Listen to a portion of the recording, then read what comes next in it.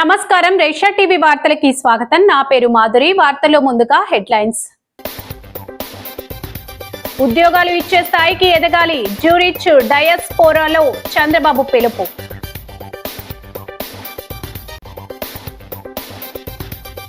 ఆరోగ్య ఆంధ్రప్రదేశ్ కూటమి ప్రభుత్వ లక్ష్యం, సీఎంఆర్ఎఫ్ చెక్కుల పంపిణీలో కందుల దుర్గేష్.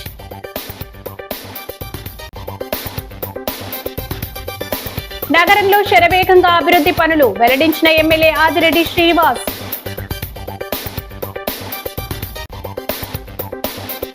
న్యాయవాదులకు 40 గంటల మధ్యవర్తిత్వ శిక్షణ సద్వినియోగం చేసుకోవాలని గంధం సునీత పిలుపు.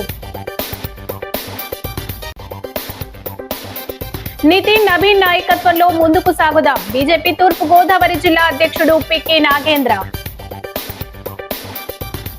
ఇక డీటెయిల్స్ చూస్తే, భార్యాభర్తల్లో ఒకరు ఉద్యోగం చేస్తే మరొకరు వ్యాపారం చేయాలని విదేశాల్లో స్థిరపడిన తెలుగు వారికి ఆంధ్రప్రదేశ్ ముఖ్యమంత్రి నారా చంద్రబాబు సూచించారు. తెలుగువారు ఉద్యోగాలు చేసేవారిగా కాకుండా ఉద్యోగాలు ఇచ్చేవారిగా ఎదగాలని ఆకాంక్షించారు. వ్యాపార వాణిజ్య రంగాల్లోకి ప్రవేశించాలని ఆశించే ఎన్ఆర్టీలకు సహకరిస్తాం. 50 కోట్లతో AP NRT non resident Telugu corpus fund ఏర్పాటు చేస్తున్నాం. ఏపీలో ఎన్నో అవకాశాలున్నాయి. వచ్చి పెట్టుబడులు పెడతామంటే స్వాగతిస్తాం. విదేశాల్లో వ్యాపారాలు చేస్తామంటే చేసుకోండి. ప్రభుత్వం తరపున రతన్ టాటా ఇన్నోవేషన్ హబ్ ద్వారా గైడ్ చేస్తాం. కొంచెం కొత్తగా ఆలోచిస్తే పారిశ్రామికవేత్తలుగా రాణిస్తారు అని ఉద్బోధించారు. దావోస్ పర్యటనలో భాగంగా తొలి రోజు జ్యూరిచ్లో జరిగిన తెలుగు డయాస్పోరా సమావేశంలో చంద్రబాబు ప్రసంగించారు. విదేశాల్లో ఉన్న తెలుగు వారిని సమన్వయం చేసుకుంటూ వారిని పారిశ్రామికవేత్తలుగా తీర్చిదిద్దే బాధ్యతల్ని లోకేష్, కింజరపు రామ్మోహన్ నాయుడు, టీజీ భరత్ తదితరులు తీసుకోవాలని చెప్పారు. డయాస్పోరా కార్యక్రమం ఆద్యాంతం ఆసక్తిగా సాగింది. గోదావరి పుష్కరాలకు తరలి రావాలని అందరినీ ఆహ్వానించారు. అనంతరం తెలుగు కుటుంబాలతో ఆత్మీయంగా మాట్లాడారు. అమెరికాకెళ్ళి అమెరికాలో ఒక ఐటీ కంపెనీ పెట్టి హెల్త్లో ఈరోజు one of the richest parliament member అయ్యారు. ఈరోజు మీ అందరిని చూస్తున్నాను. నేను ఎక్కడికక్కడ మీ అందరితో మాట్లాడుతున్నా. ఈరోజు మీరు చూస్తే 25 ఏళ్లకు మునుపు మనం చేసిన ఆలోచన ఈరోజు ప్రపంచంలో ఏ దేశానికి పోయినా ఆ దేశంలో హైయెస్ట్ పర్ క్యాపిటా ఇన్కమ్ ఎవరంటే దానికి చిరునామా ఇండియన్స్. అందులో 30% తెలుగు వాళ్ళు ఉండడం నేను గర్వపడుతున్నా. హైయెస్ట్ పర్ క్యాపిటా ఇన్కమ్కి వచ్చాం.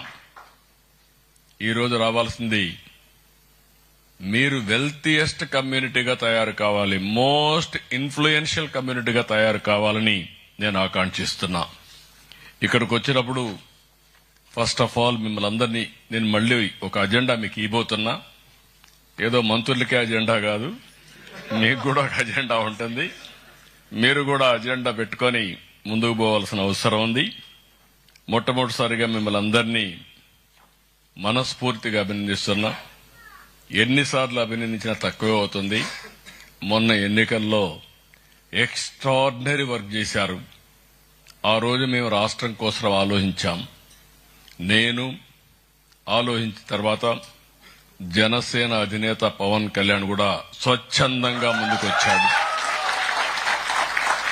ఏమాత్రం కూడా ప్రభుత్వ వ్యతిరేక ఓటు డివైడ్ కాకూడదు, రాష్ట్రాన్ని పునర్నిర్మాణం జరగాలంటే ఇది ఒకటే మార్గం అని ముందుకొచ్చాడు. అదే సమయంలో మేము ముందు చూపుతూ ఆలోచించాం. బీజేపీ కూడా ముందుకొచ్చారు. నరేంద్ర మోడీ గారి నాయకత్వంలో బీజేపీ ముందుకొచ్చి ఎన్డీఏ కూటమి ఏర్పాటు చేశాం.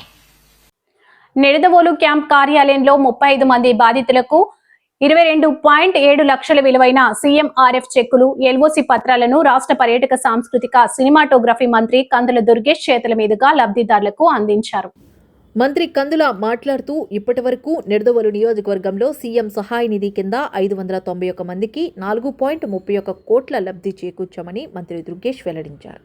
ఆపత్కాలంలో నిరుపేదలకు సీఎంఆర్ఎఫ్ ఆపన్న హస్తం అందిస్తుందని పేర్కొన్నారు. నిడదవోలు నియోజకవర్గంలో అనారోగ్యం బారిన పడిన 35 మంది బాధితులకు 22,07,999 విలువైన సీఎంఆర్ఎఫ్ చెక్కులు, ఎల్ఓసి పత్రాలు పంపిణీ చేశామన్నారు. అందులో 33 మందికి 14,07,471 విలువైన సీఎంఆర్ఎఫ్ చెక్కులు, ఒక్కొక్కరికి 4 లక్షల చొప్పున ఇద్దరికి 8 లక్షలు ఎల్ఓసి పత్రాలను అందించారు. ఈ సందర్భంగా CM Chandrababu Naidu, deputy CM Pavan కళ్యాణ్కు, కూటమి ప్రభుత్వానికి మంత్రి కందుల దుర్గేష్ హృదయపూర్వక కృతజ్ఞతలు తెలిపారు. చెక్కులు అందుకున్న లబ్ధిదారులు మంత్రి దుర్గేష్కు కృతజ్ఞతలు తెలిపారు. వెంటనే అందరికీ కూడా చెక్కుల్ని రిలీజ్ చేస్తున్నందుకు ముఖ్యమంత్రి గారికి, ముఖ్యమంత్రి గారి టీంకి, ఉప ముఖ్యమంత్రి గారికి ప్రత్యేకమైన ధన్యవాదాలు తెలియజేస్తూ ఇవాళ ఇప్పటి వరకు గిడదోల నియోజకవర్గంలో మన అధికారులు అది ముఖ్యమంత్రి సహాయ నిధి కానివ్వండి, ఎల్ఓసి కానివ్వండి, లేకపోతే ఆర్థికపరమైన సహకారం కానివ్వండి, మొత్తంగా 4,31,25,824 రూపాయలు మనం ఇప్పటిదాకా అందించడం జరిగింది. ఈ ఒక్క ఇప్పుడు ఇచ్చినటువంటి చెక్కులు మన ముఖ్యమంత్రి సహాయ నిధి చెక్కులు 14,07,471. అదేవిధంగా ఎల్ఓసి ఇద్దరికి ఇచ్చాం, అది 8,05,28. మొత్తంగా 22,07,999 రూపాయలు వాళ్ళ చెక్కుల రూపంలో అందరికీ అందజేయడం జరుగుతుంది. ముఖ్యంగా హెల్తీ, వెల్తీ, హ్యాపీ స్టేట్ ఉండాలనేటువంటి మాటని ముఖ్యమంత్రి గారు చెప్తా ఉన్నారు. అందుకే ఆయన ఆరోగ్యపరమైనటువంటి ముఖ్యమంత్రి సహాయ నిధి కార్యక్రమాల విషయంలో ఎప్పుడూ కూడా వెంటనే వాటిని పూర్తి స్థాయిలో ప్రాసెస్ చేసి మనకి ఈ చెక్కులు అందించడం అనేటువంటి కార్యక్రమం జరుగుతూ ఉంది. అందుకు ముఖ్యమంత్రి గారికి మన అందరి తరఫున కూడా ప్రత్యేకమైనటువంటి ధన్యవాదాలు తెలియజేస్తూ ఆంధ్రప్రదేశ్ని ఆరోగ్య ఆంధ్రప్రదేశ్గా తయారు చేయాలనేటువంటి ముఖ్యమంత్రి గారి ప్రయత్నం, దానికి సహకరిస్తున్నటువంటి ఉప ముఖ్యమంత్రి. నగరంలో అభివృద్ధి పనుల పురోగతి వేగంగా జరుగుతుందని సిటీ ఎమ్మెల్యే ఆదిరెడ్డి శ్రీనివాస్ అన్నారు. స్థానిక 50వ డివిజన్లో గ్లో గార్డెన్ వద్ద ఆ పరిసర ప్రాంతాల అభివృద్ధి కోసం స్థానిక నాయకులతో కలిసి ఎమ్మెల్యే 1,60,00,000తో శ్రీకారం చుట్టారు. అనంతరం ఆయన మాట్లాడుతూ ఈ పనుల్లో సుమారు 855 రన్నింగ్ మీటర్ల సీసీ రోడ్, 300 రన్నింగ్ మీటర్ల బీటీ రోడ్, అలాగే 265 రన్నింగ్ మీటర్లు, 300 మిల్లీమీటర్లు మరియు 450 మిల్లీమీటర్ల సైజు సీసీ డ్రైనేజీలు ఉన్నాయన్నారు. 1.60 కోట్లతో ఈ పనులు ప్రారంభమైనట్లు తెలిపారు. ఈ రోడ్డు చాలా ప్రధానమైందని, గత పాలకులు చౌడేశ్వరి నగర్ దగ్గర కలవట్టుకు హైఫ్లో నీటిని చిన్న డ్రైన్కు కనెక్ట్ చేసి వదిలేశారని, దీంతో ప్రజలకు సమస్యలు తలెత్తాయని గుర్తు చేశారు. ప్రతిపక్షంలో ఉన్నప్పుడు ఈ విధానాన్ని వ్యతిరేకించిన కూటమి అధికారంలోకి వచ్చిన తర్వాత మేజర్ డ్రైన్ నిర్మాణం చేసి గ్లో గార్డెన్ పార్క్ వద్ద కనెక్టింగ్ ఇవ్వడం జరిగిందన్నారు. కూటమి ప్రభుత్వం వచ్చిన తర్వాత ఈ డివిజన్లో 1.10 కోట్లతో అభివృద్ధి పనులు పూర్తి చేయడం జరిగిందని, ఇప్పుడు భాస్కర్ నగర్లో 2.22 కోట్లతో మరో 65 లక్షల పనులు ప్రారంభం కానున్నాయన్నారు. అనంతరం డివిజన్లో పర్యటించి ప్రజలను సమస్యలు అడిగి తెలుసుకున్నారు.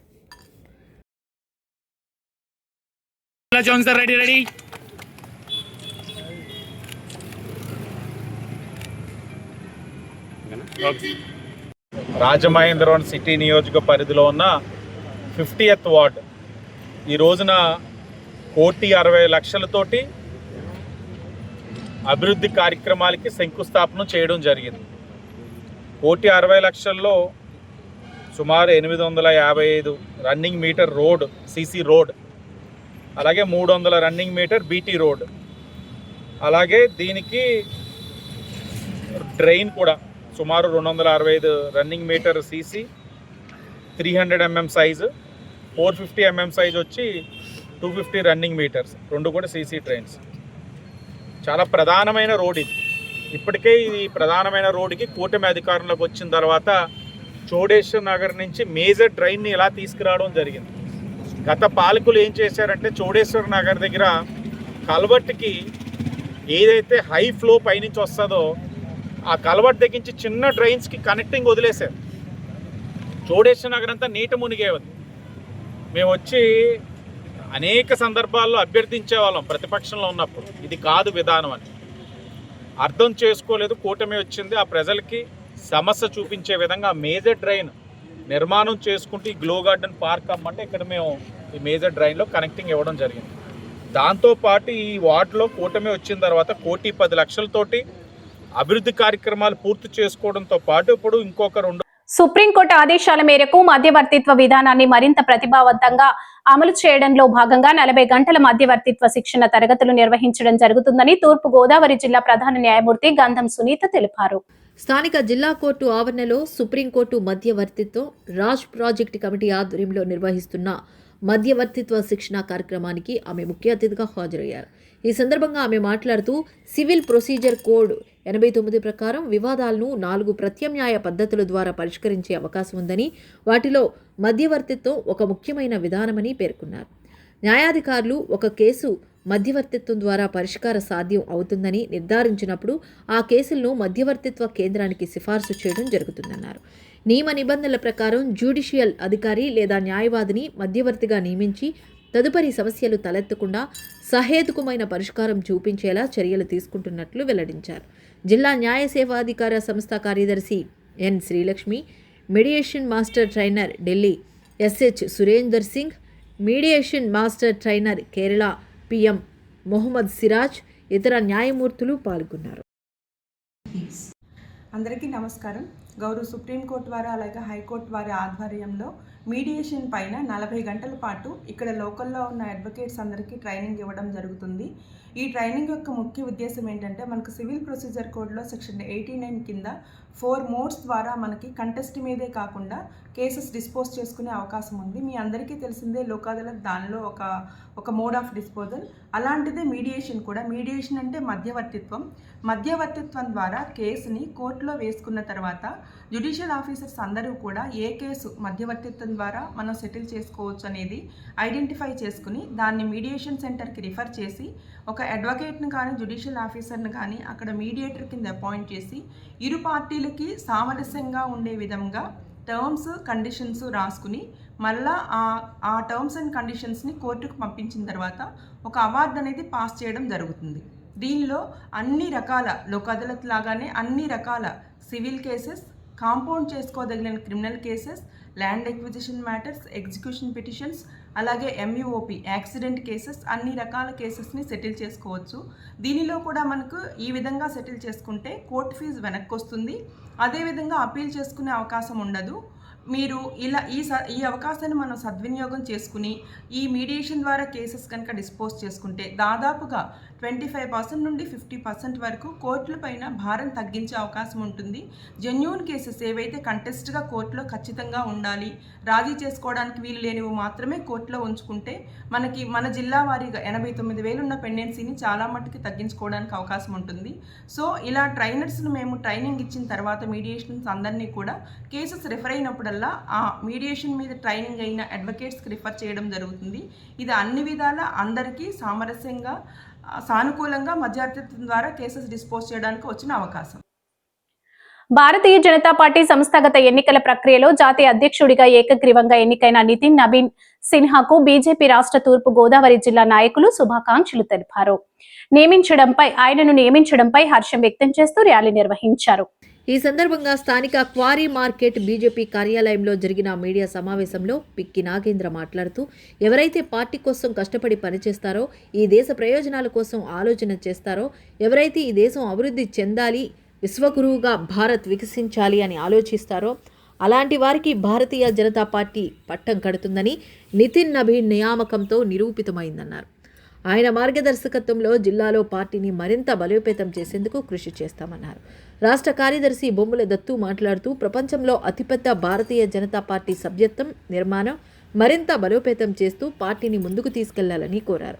బీజేపీ రాష్ట్ర నాయకులు రేలంగి శ్రీదేవి, యనుమల రంగబాబు, పన్నాల లక్ష్మీ సంతోషి, కాలేపు సాయి, కురగంటి సతీష్, వీరాంజనేయులు, మరుకుర్తి కుమార్ యాదవ్, తరగం సురేష్ బాబు, ఈశ్వర్, బండి సత్యప్రసాద్, నిల్లా ప్రసాద్, నాగదేవి, మీనాక్షి రెడ్డి, కొల్లాపూర్ శ్రీను, బివి రామారావు, నందివాడ సత్యనారాయణ, తనుబుద్ది భాస్కర్, కృష్ణమోహన్, వెంకట్, తంగెల్ల శ్రీనివాస్ తదితరులు పాల్గొన్నారు.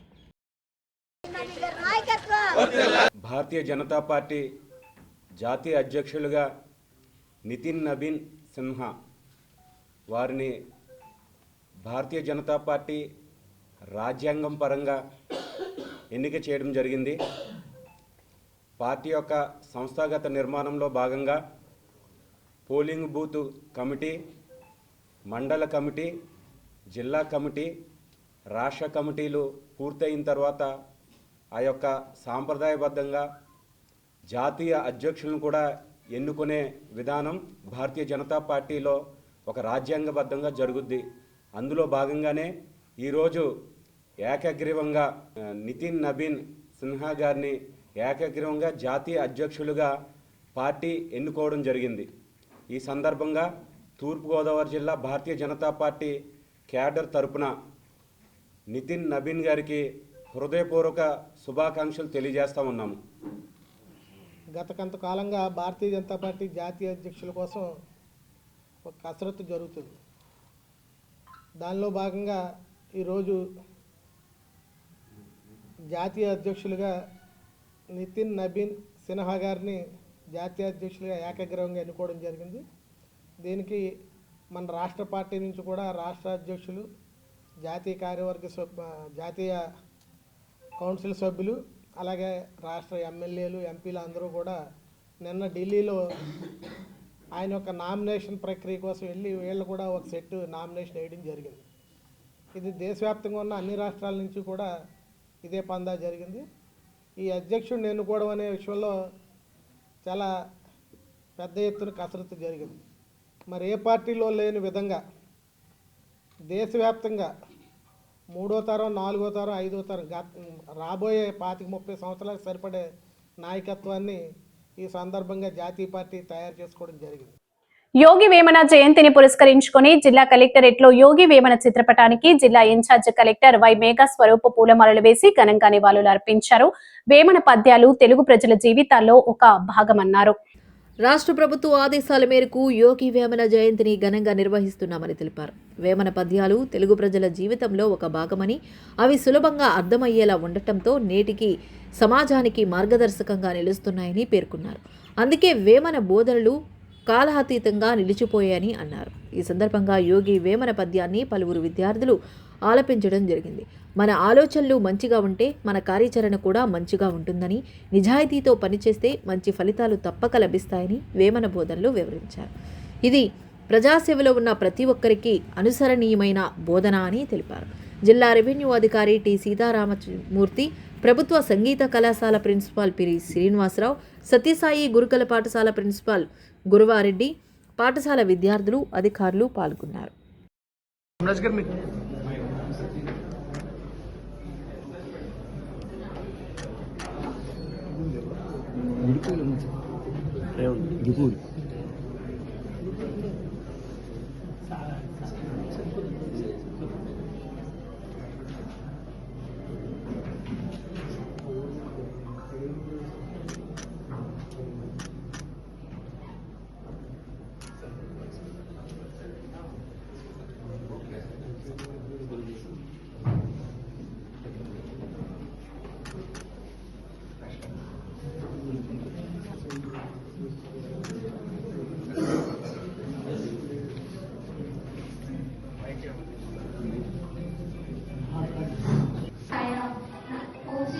ఇక్కడున్న పెద్దలందరికీ నా సరిపోటి వందనాలు తెలియజేస్తూ అందరికీ సాయిరాం. నా పేరు డి శ్రావణ్. నేను శ్రీ సత్యసాయి గురుకులం ఇంగ్లీష్ మీడియం స్కూల్ రాజమహేంద్రవరంలో 7వ తరగతి చదువుతున్నాను. ఈ రోజు వేమన జయంతి సందర్భంగా నాకు నచ్చిన వేమన శతక పద్యం నుండి ఒక పద్యం మీకు తెలియజేస్తున్నాను. అల్పుడెప్పుడు పలుకు నాడంబరముగాను, సజ్జనుండు పలుకు చల్లగాను, కంచు మ్రోగినట్లు కనకంపు మ్రోగున, విశ్వదాభిరామ వినురవేమ. దీని భావం, తెలివి తక్కువవాడు అన్ని తనకు తెలుసని గొప్పలు పోతాడు, కానీ అన్ని తెలుసు అనుకున్న వాడు గొప్పగా వినయంగా మాట్లాడతాడు కదా. బంగారం ఖర్చులాగా శబ్దం చేయదు కదా. నాకు ఈ అవకాశం ఇచ్చిన పెద్దలందరికీ నా కృతజ్ఞతలు తెలియజేస్తూ అందరికీ సాయిరాం. ధర్మరాజు పాలన యుధిష్ఠిర శకంగా నిలిచిందని సమన్వయ సరస్వతి బ్రహ్మశ్రీ సామవేదం షణ్ముఖ శర్మ తెలిపారు. దేవకర్మలతో పాటు పితృకర్మల గురించి కూడా మహాభారతంలో వివరంగా వ్యాసుడు చెప్పాడని తెలిపారు. స్థానిక టీ నగర్ హిందూ సమాజంలో ఋషిపీఠం చారిటబుల్ ట్రస్ట్ ఆధ్వర్యాన బ్రహ్మశ్రీ సామవేదం షణ్ముఖ శర్మ నిర్వహిస్తున్న 60 రోజుల సంపూర్ణ మహాభారత ప్రవచన యజ్ఞంలో భాగంగా షణ్ముఖ శర్మ 54వ రోజు ప్రవచనం చేస్తూ అంపాశయం మీద ఉన్న భీష్ముడు దేహాన్ని వదిలి వెళ్లే కాలం సమీపించడంతో పాండవులతో పాటు కృష్ణుడు, ధృతరాష్ట్రుడు అక్కడికి చేరుకున్నారని తెలిపారు. యుధిష్ఠుడిని చూసి మరోసారి హితవాక్యాలు పలికాడు. అప్పుడు దేహాన్ని వదిలి ఆకాశ మార్గం చేరి అంతర్ధానమయ్యాడని వివరించారు. భీష్ముని దేహానికి చేయాల్సిన దహన సంస్కారాలను పాండవులు శాస్త్రోక్తంగా నిర్వహించి గంగానదిలో స్నానమాచరించి ఉదకం వదిలిపెట్టారని తెలిపారు. అదే సమయంలో పుత్రశోకంతో వచ్చిన గంగాదేవిని శ్రీకృష్ణుడు ఓదార్చాడు. ధర్మరాజు ఉదకం వదిలి వస్తూ భీష్ముడు కోల్పోవడాన్ని తట్టుకోలేక కుప్పకూలిపోయాడు. అదే పనిగా దుఃఖిస్తే మరణించిన పూర్వీకులకు బాధ కలిగిస్తుందని కృష్ణుడు అంటాడని వివరించారు. చక్కగా భారతం వింటున్నారు. శ్రీమతి యత్నపూడి శ్యామలా సుబ్బలక్ష్మి గారు హైదరాబాద్. భగవన్మయమైన సభా సదస్సుకి శవనీయ నమస్సులు సమర్పణ చేసుకుంటూ, వేదవ్యాస భగవానుడు మనకు ప్రసాదించిన మహేతిహాసం శ్రీమన్ మహాభారతంలో శాంతి అనుశాసన పర్వములు సారభూతంగా మనం చెప్పుకోవడం జరిగింది 2 రోజులుగా. విశేషించి నేను నారాయణీయం అని కొన్ని అధ్యాయాల్లో చెప్పబడుతున్న విష్ణుతత్వాన్ని కూడా భీష్ముల వారు తెలియజేసినది, అలాగే వైశంపాయనుడు జనమేజయునికి తెలియజేసిన అంశములు చెప్పుకుంటూ విష్ణుభక్తి ప్రపూర్ణమైనటువంటి అంశముల్లో విష్ణుతత్వమంతా ప్రస్తావన చేయబడుతున్నది. అదేవిధంగా ఇందులో యోగము గురించి, ప్రాణాయామం గురించి, ఇంకా గోవుల గురించి, ఆచారము గురించి ఇన్ని చెప్పబడుతున్నాయి. ప్రథమంగా అవసరమైన ఆచారంతో మొదలుపెట్టి పరమంగా అవసరమైనటువంటి వేదాంత విద్య వరకు మొత్తం సనాతన ధర్మం యొక్క స్వరూపమంతా శాంతి అనుశాసనాల్లో పరచుకుని ఉన్నది అనే విషయం మనకు స్పష్టమవుతున్నది. అయితే ఇందులో శ్రాద్ధకర్మల గురించి కూడా చెప్పడం మరొక ప్రత్యేకం. అనేక అధ్యాయాలు శ్రాద్ధకర్మల గురించి ఉన్నాయి. అంటే దేవ పితృకార్యాభ్యాన్ అప్రమదితవ్యం అని చెప్పినప్పుడు దేవకార్యములు ఎంత అవసరమో పితృకార్యములు అంతే అవసరము. పితృకార్యములు విడిచిపెట్టేటువంటి వారు దేవతానుగ్రహాలను కూడా పొందలేరు. ఎందుకంటే పితృదేవతలు అనేవారు దేవతల చేత కూడా పూజింపబడేవారే పితృదేవతలు. వీరి యొక్క వివరణ మనకి హరివంశంలో చాలా విస్తారంగా ఉంటుంది, కానీ ఇక్కడ కూడా అనేక అధ్యాయాల్లో చెప్పబడుతుంది. దీనికి సంబంధించి కూడా ఈ నారాయణీయం అనే అంశంలో చెప్పిన ఒక్క విషయం ప్రస్తావన చేసి తర్వాత కథలోకి మనం ప్రవేశిద్దాం. ఒకప్పుడు నారదుడు ముందుగా నారాయణ నృత్యం చేసుకుని తర్వాత తర్పణములు మొదలైన పితృకర్మలు చేసేట. అప్పుడు ధర్ముని పుత్రుడి నరుడు ఆయనతో మాట్లాడుతూ, నువ్వు ఇప్పుడు చేసినటువంటిది క్రియ ఏమిటి, ఎందుకు చేసావు, ఎలా చేసావు అని అడిగితే, ఇక్కడ నరుడు అంటే నరనారాయణలో ఒకడు. అప్పుడు నారదుడు వారు చెప్తున్న మాట ఏమిటంటే, దేవకార్యం కూడా అందరూ చేయవలసిందే, అది ఉత్తమ యజ్ఞం, సనాతన ధర్మం అది. అదేవిధంగా పితృకార్యం కూడా ప్రతివారు చేయవలసిందే. నేను నిత్యం కూడా నీ ఉపదేశ ప్రభావంతో అని నరునితో చెప్తున్నా. అంటే నరనారాయణులు ఉభయులు కలిసి అతను ఐకాంతిక ధర్మాన్ని ఉపదేశించారు అని మనం ప్రస్తావన చేసుకున్నాం. అందులో భాగంగా ఇది వస్తున్నది. కానీ నీ ఉపదేశ ప్రకారమే, నీ ఉపదేశం అంటే నరనారాయణులు అంటే మూలభూతం నారాయణ తత్వం. ఆ నారాయణుడు ఉపదేశించిన అంటే సనాతన ధర్మం, అదే వైదిక ధర్మం. దాని ప్రకారంగా నేను బ్రహ్మదేవుడు, ఆ బ్రహ్మదేవుని తర్వాత ప్రజాపతి, వీరిని ఉద్దేశిస్తూ క్రమంగా పితృ పితామహ ప్రపితామహ అంటూ నేను కూడా నిత్యం చేస్తూ ఉంటాను. ఇది లోకపితామహుడైన బ్రహ్మదేవుడు నారాయణ నుంచి ఆవిర్భవించాడు. వాడి తర్వాత మమవై పితరం ప్రీత పరమేశ్చప్యని అజీజనత్ అని చెప్తూ, తర్వాత ప్రజాపతి నా తండ్రి. ఇక్కడ వచ్చేటప్పటికల్లా హరివంశం కొంత సహాయం తీసుకుంటే, బ్రహ్మదేవుని మానసపుత్రుడుగా వచ్చినటువంటి నారదుల వారు దక్షశాపం వల్ల ఒక నియోజకవర్గంలో నూతనంగా నిర్మించిన కానూరు ఊసుల మర్రు R&B ప్రధాన రహదారి పనులను మంత్రి కద్దుల దుర్గేష్ స్వయంగా క్షేత్రస్థాయిలో పరిశీలించారు. ఈ సందర్భంగా రహదారి నిర్మాణంలో పాటించిన నాణ్యత ప్రమాణాలను పరిశీలించారు. పనుల నాణ్యత బాగుందని సంతృప్తి వ్యక్తం చేస్తూనే మిగిలిన పనుల వివరాలను అధికారులను అడిగి తెలుసుకున్నారు. ప్రయాణికులకు ఎటువంటి ఇబ్బందులు కలగకుండా ఈ రహదారిని త్వరితగతిన పూర్తి స్థాయిలో అందుబాటులోకి తీసుకురావాలని అధికారులను ఆదేశించారు. పరిశీలనలో భాగంగా మంత్రి కందుల దుర్గేష్ అటుగా వెళుతున్న ప్రయాణికులతో మాట్లాడి వారి సమస్యలను అడిగి తెలుసుకున్నారు. కూటమి ప్రభుత్వంలో రోడ్ల అభివృద్ధికి, ప్రయాణికుల భద్రతకు అత్యంత ప్రాధాన్యత ఇస్తున్నామని ఈ సందర్భంగా ఆయన వెల్లడించారు. ఈ సందర్భంగా మంత్రి మాట్లాడుతూ రానున్న పుష్కరాలు నాటికి నియోజకవర్గంలో గతుకుల్లేని రోడ్లు ఉండాలన్నదే మా సంకల్పం. ప్రతి రహదారిని పూర్తి స్థాయిలో ఆధునికీకరించి ప్రజలకు అందుబాటులోకి తీసుకువస్తామన్నారు. ఈ కార్యక్రమంలో స్థానిక కూటమి నాయకులు, అధికారులు పాల్గొన్నారు. ఓకే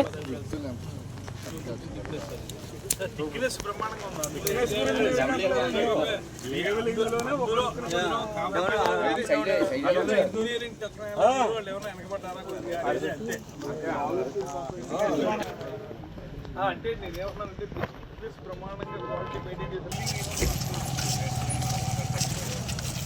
జగన్ గారు అలా ఖాళీ ఉండలేదండి. అట్లే వస్తారండి.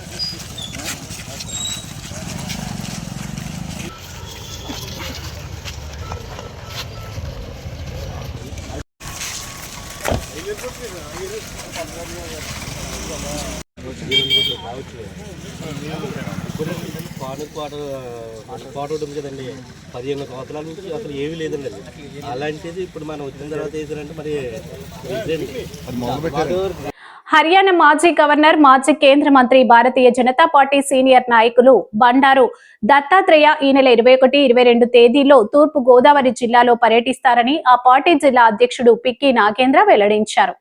స్థానిక క్వారీ మార్కెట్ జంక్షన్లో ఉన్న బీజేపీ కార్యాలయంలో మంగళవారం జరిగిన మీడియా సమావేశంలో నాగేంద్ర మాట్లాడుతూ బండారు దత్తాత్రేయ ఈ నెల 21వ తేదీన సాయంత్రం రాజమండ్రి నగరానికి విచ్చేస్తారని, పార్టీ ముఖ్య నాయకులను కలుస్తారన్నారు. అనంతరం బీజేపీ జిల్లా కార్యదర్శి బండి సత్యప్రసాద్ నివాసంలో పార్టీ కార్యకర్తలతో సమావేశమవుతారని, రాత్రికి ఆర్ఎండ్బి అతిథి గృహంలో బస చేస్తారని వివరించారు. 22వ తేదీ గురువారం అనపర్తిలో వివేకానంద సేవా సమితి ఆధ్వర్యంలో ఏర్పాటు చేసిన కార్యక్రమాల్లో పాల్గొంటారని తెలిపారు. బీజేపీ నాయకులు, కార్యకర్తలు దత్తాత్రేయ జిల్లా పర్యటనలో భాగస్వాములు కావాలని పిలుపునిచ్చారు. భారతీయ జనతా పార్టీ జాతీయ నాయకులు, సీనియర్ నాయకులు దత్తాత్రేయ గారు రేపు సాయంత్రం 21వ తారీఖు జనవరి రేపు సాయంత్రం రాజమండ్రి నగరానికి చేరుకుంటారు. కొంతమంది పార్టీ నాయకులను కూడా వారు కలుస్తారు.